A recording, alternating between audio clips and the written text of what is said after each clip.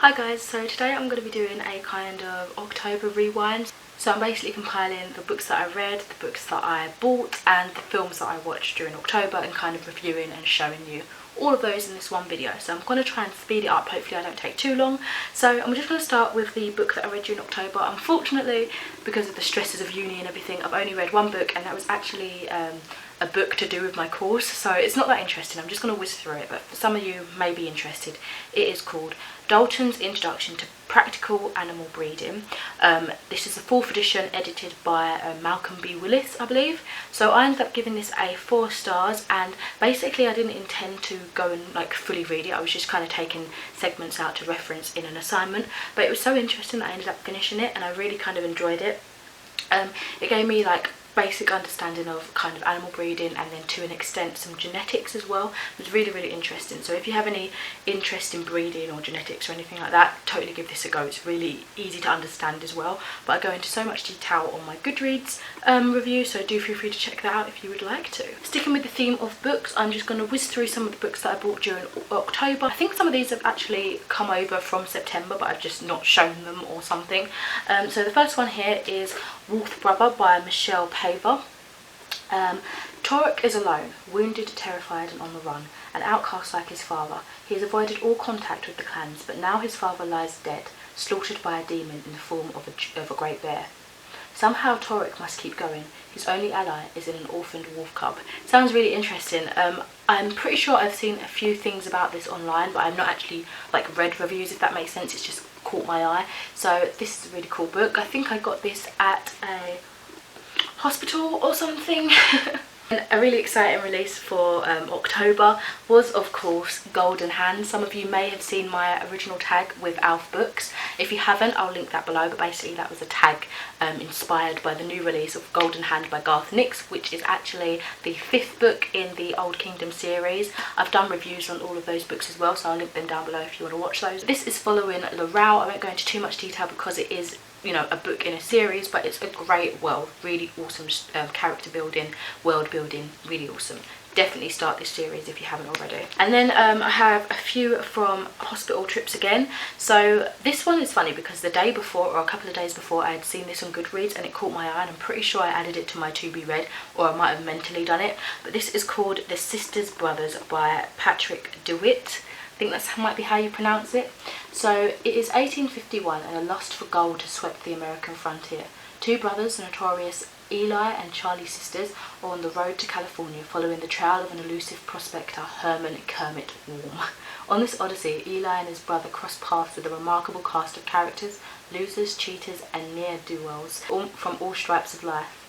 And Eli begins to question what he does for a living and whom he does it for. It kind of sparked a bit of mystery to me, quite interesting, so I'll be excited to see what this is about. It reminds me, just the feel of it, kind of sort of like a Western inspired thing. Yeah, intriguing. And then the last 2 books that I got from the hospital trip are I think the 2nd and 3rd books in the what they're called, Millennium books maybe, but it's basically The Girl Who Played with Fire and The Girl Who Kicked the Hornet's Nest by Stieg Larsson. So I hadn't intended to read these really, maybe the graphic novel, but these look really cool and I've heard amazing things about them, so perhaps I will, you know, eventually get the first book, give this series a go and hopefully enjoy it. And then lastly, for the books that I bought, this is exciting. I went into Chelmsford and checked out their new shops, and they've got an awesome independent bookstore called Foyles, which looks like that. And so I picked up 2 books. It was really beautiful. They have like cakes in there as well. It's really cool. So I have finally got Lolita by Vladimir Nabokov, and I've been wanting this book for years. I watched the film years ago and I've just been lusting over the book for so long, but every time I put it on my birthday list and that, my mum wouldn't get it because she knew what it was about, and I guess she doesn't want me reading that, I don't know, but I'm a 20-year-old woman, I can read it. And yeah, this cover is absolutely stunning, so I was like, you know what, I found a cover that looks awesome and I've got to get it. So I'll read you what this is about, although I'm pretty sure the greater world knows what this is about. So Humbert Humbert is a middle-aged, frustrated college professor. In love with his landlady's 12-year-old daughter Lolita, he will do anything to possess her. Unable and unwilling to stop himself, he is prepared to commit any crime to get what he wants. Is he in love or insane? A silver-tongued poet or a pervert? A tortured soul or a monster? or is he all of these? So, you know, if you never knew what it was about before and you've just read the back of that, or you've just heard me say that, you know, come on, you have got to want to read this. So very interesting, and kind of sticking with some of that odd themes of books that I don't usually go for. I've been seeing a lot of hubbub about this. Again, Stephen from Alf Books, and he did a collab video with, I can't remember the girl's name, but if I can find it I'll link it down for you. And they were talking about this book, and I've heard some stuff from Mercy's Book is Musings and everything, but that is The Vegetarian by Han Khan. I think it was recently translated into English from Korean or Japanese or something. Translated from Korean by Deborah Smith. And this author's also got another one called Human Acts, which was also there, but I thought I'd give this one a try first because this seemed the most interesting to me.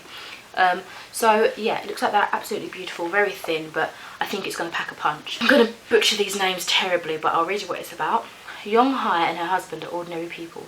He's an office worker with moderate ambitions and mild manners. She is an uninspired but dutiful wife. The acceptable flat line of their marriage is interrupted by Howdee-haie seeking a more plant-like existence. She commits a shocking art of subversion.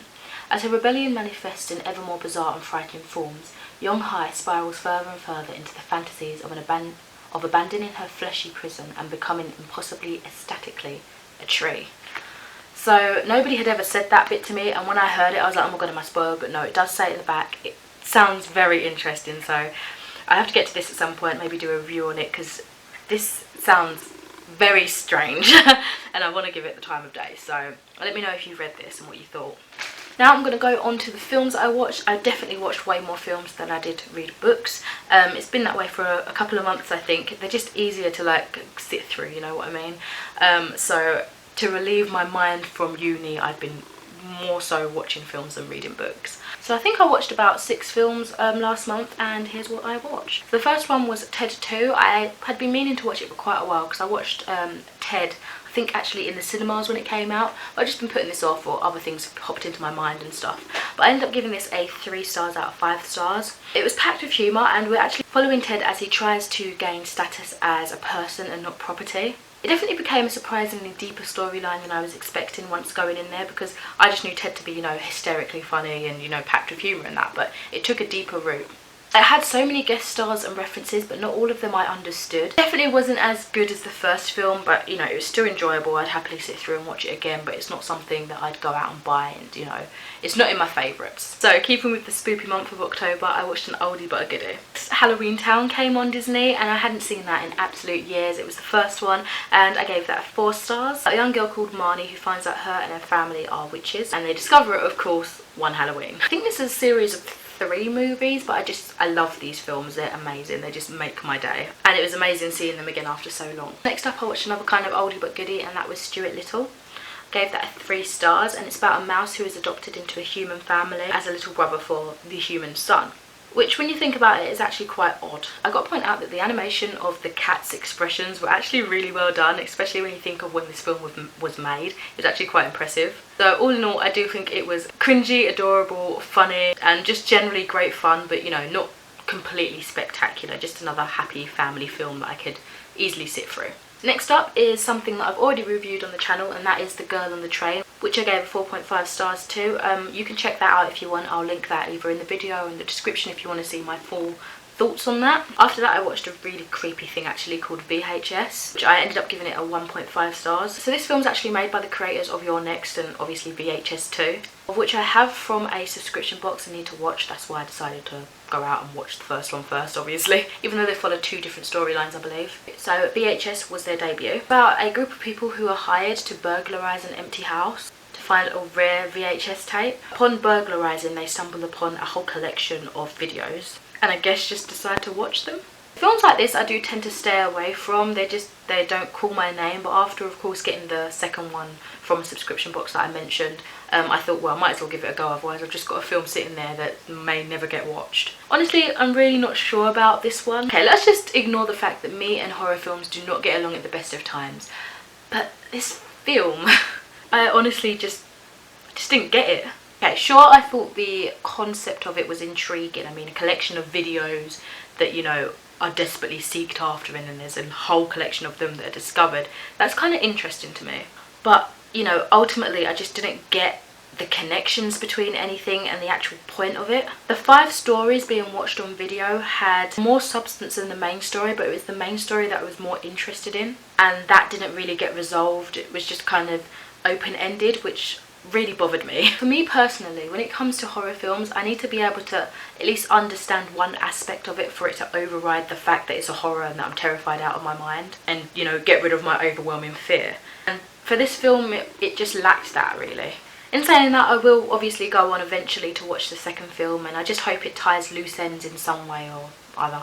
And lastly, again keeping to the spoopy theme of Halloween, I watched What We Do in the Shadows, which I gave 4 stars. I think this was on Netflix actually. Basically, a group of vampire roommates trying to live together in, I guess, a modern day. It has vibes of like Big Brother, but I guess you'd kind of describe it as a mockumentary dark comedy.